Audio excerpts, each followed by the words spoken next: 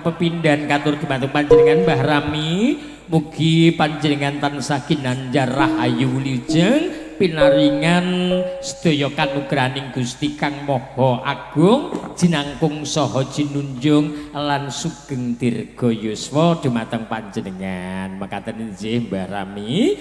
Pak Jumari pamundhutipun bekas mara ya Nduk. Semangga katuraken dumateng diajeng kula sing nayu menik-menik. Hello, Akademi Film Indonesia, Afi Nisa dumateng panjenengan sedaya. Pramila sepisan malih matur sembah nuwun katuraken dumateng para sutresna budaya ingkang rawuh, dulur-dulur kuyosan saya raket anggenipun angrakit kekadangan. Dulur-dulur kula ABS Omah Sawah, mugi panjenengan tansah jinangkung saha jinunjung sing Gusti Allah ingkang Maha Agung ing sedayanipun murakapi dumateng kita sami mliginipun kita lan Kabupaten Kediri. Makaten inggih. Semoga sesarengan gubuk asmara Sekar Kamulyan Afi Anissa Wizard Audio Sumanggaca.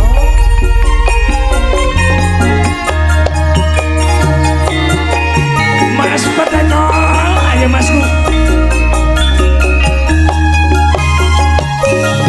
Yuk.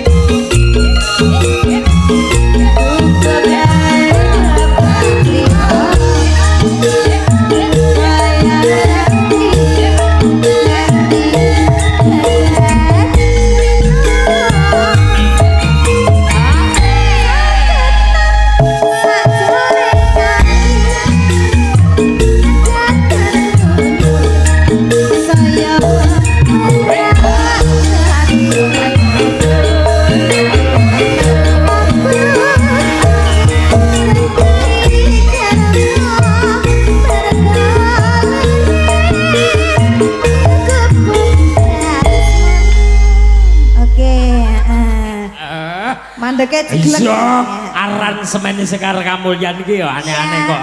Ya rena-rena nduk Afi. Masya Allah. Sudah. Terima kasih idolaku santiku. Masya Allah. Afi Anissa sampun ngaturaken lelagonipun wonten ing ngarsa panjenengan sedaya.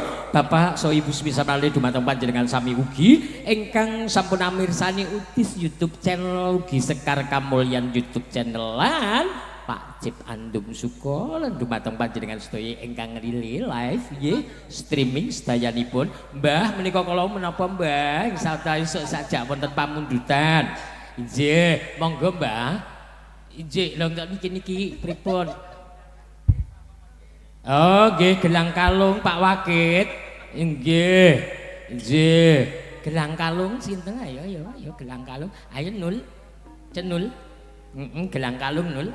Mosok arep digandengi karo Kang Masmu gelang kalung iki. Nggih. Ayo. Gelang kalung diaturke ya, Cok.